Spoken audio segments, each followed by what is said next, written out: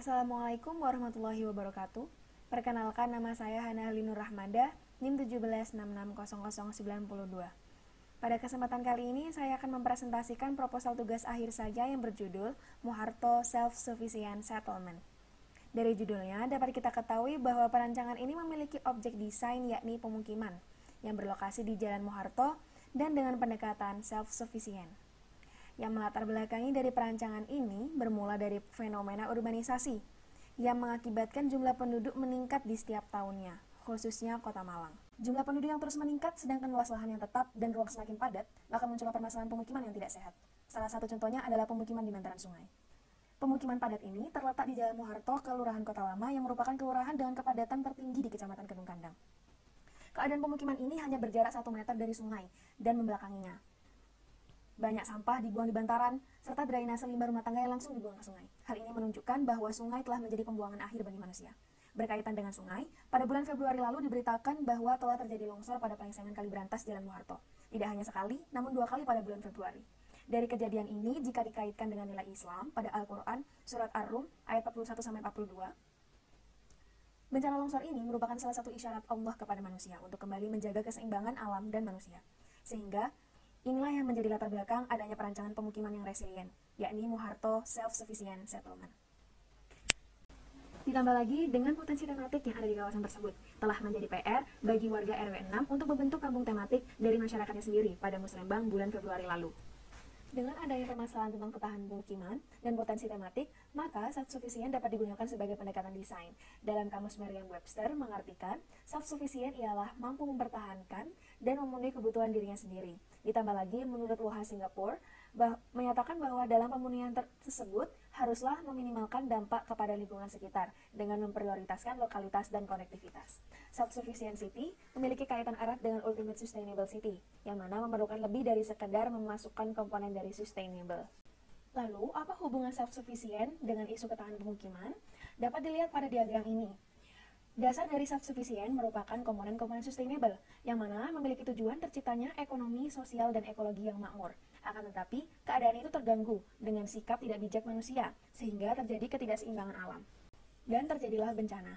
Nah, untuk mempertahankan ketiga aspek pada tujuan awal sustainable, maka diperlukan adanya konsep resilient, yakni sebuah ketahanan. Ketika usaha ketahanan ini berhasil, maka muncullah self-sufficient sebagai konsep mampu bertahan dan memenuhi kebutuhan sendiri tanpa menimbulkan dampak buruk bagi lingkungannya. Oleh karena itu, digunakanlah pendekatan self-sufficient pada perancangan ini. Pada perancangan ini memiliki tujuan dan kriteria. Di antaranya yang pertama adalah 1. Sebagai solusi pemukiman yang resilient di daerah aliran Kali Berantas Jalan Moharto yang rentan terhadap bencana longsor. Kedua, memberikan ruang komunal bagi masyarakat untuk dapat beraktivitas dan berkreativitas guna menjadi cikal bakal dari kampung tematik. Kriterianya adalah pertama, sehat, pemukiman yang sehat dan memperhatikan aspek keseimbangan alam. 2. Resilient, pemukiman yang memiliki ketahanan, khususnya ekologi DAS. Dan yang ketiga adalah swasembada, desain pemukiman yang berbasis lokalitas, yang mana mampu mengangkat potensi yang ada di sana sehingga terciptalah ketahanan dari aspek sosial dan ekonomi. Untuk ruang lingkup pada perancangan ini, yakni berlokasi di RT 5 RW 6 Kelurahan Kota Lama Kecamatan Kedung Kandang, yang memiliki ruang lingkup fungsi sebagai pemukiman yang memiliki ketahanan baik dalam aspek ekologi, sosial, maupun ekonomi. Perancangan ini membagi fungsinya menjadi primer dan sekunder, primer sebagai tempat tinggal penduduk dan sekunder sebagai wisata kampung tematik. Untuk ruang lingkup pengguna terbagi pula menjadi primer dan sekunder, yakni penduduk dan wisatawan. Dari sini dapat diperoleh pula ruang lingkup fasilitas yang akan diberikan, yakni kampung vertikal, RTP, pengolahan limbah dan sampah, riverfront, dan area rekreasional. Langsung menuju Tapak. Tapak ini berbentuk lengkung dengan luas area 3083 meter kuadrat, terdiri dari 38 kepala keluarga. Tapak ini dipilih dengan beberapa potensi, yakni pertama, menjadi target kawasan pengembangan kampung tematik. Kedua, berada di aliran sungai lengkung, sehingga memiliki potensi view dengan angle yang bagus. Ketiga, terdapat jembatan yang menghubungkan 2 RW berseberangan.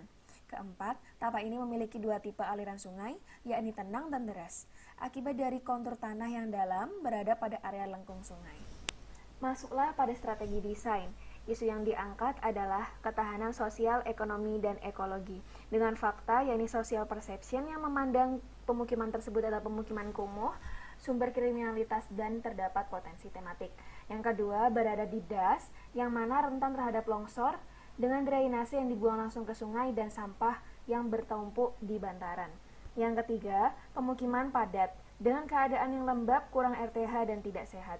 Dari isu dan fakta tersebut, di brainstorming melalui nilai islami dan pendekatan yang mana akan menghasilkan sebuah solusi desain berupa keyword yang mana akan dijadikan sebagai parameter output desain.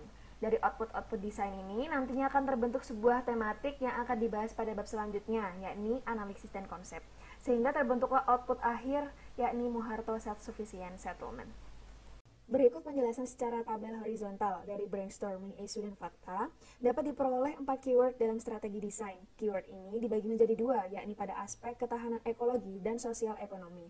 Pada aspek ekologi, muncullah keyword resilient dan sustainable dengan parameter resilient, yakni mampu beradaptasi terhadap bencana longsor di bantaran sungai. Sedangkan parameter sustainable dengan menggunakan material yang ramah lingkungan serta daur ulang yang memperhatikan keberlanjutan sungai. Kemudian untuk aspek sosial ekonomi, keluarlah parameter interaktif dan enjoyable. Interaktif yakni memberikan ruang komunal kepada user untuk berinteraksi dan beraktivitas, sedangkan enjoyable ialah memberikan ruang kepada user untuk dapat menikmati view utama yaitu sungai. Selanjutnya, ide dasar desain. Mengambil dari prinsip tridimensional pada pendekatan self-sufficient, terdapat konsep layering. Konsep ini diterapkan di dalam ide zonasi secara vertikal.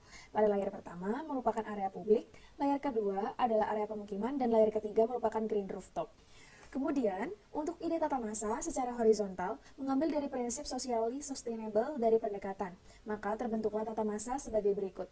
Tata terbagi menjadi 6 bagian, 4 sebagai pemukiman dan 2 sebagai pengolahan. Semuanya terkoneksikan oleh RTH dan Promenade, serta ruang terbuka publik, sehingga masyarakat dapat bersosialisasi dengan vista menuju ke sungai. Untuk ide desainnya, pada keyword resilient, bangunan dimundurkan sejauh 5 meter, yang mana menggunakan material lebih ringan dan dengan struktur panggung, sehingga dapat meminimalkan dampak longsor pada bantaran. Lalu, pada keyword sustainable, fasad bangunan menggunakan material daur ulang, yakni batako plastik olahan masyarakat setempat di bank sampah, sebagai dinding, serta menggunakan pintu dan jendela rumah penduduk yang lama sebagai fasad. Pipa-pipa, utilitas diekspos dan diberi warna menarik sampai ke tempat pengolahan limbah.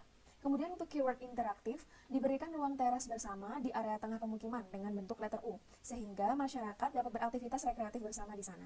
Lalu, pada tingkat atasnya terdapat green rooftop yang digunakan masyarakat untuk memperoleh bahan makanan hasil sendiri. Untuk keyword enjoyable, area bawah pemukiman digunakan sebagai area publik, yang mana terdapat pula educational waterfront, yang memberikan edukasi tentang pentingnya sungai dilengkapi dengan fotospot. Nah, cukup sekian penjelasan dari saya. Terima kasih atas perhatiannya, dan wassalamualaikum warahmatullahi wabarakatuh.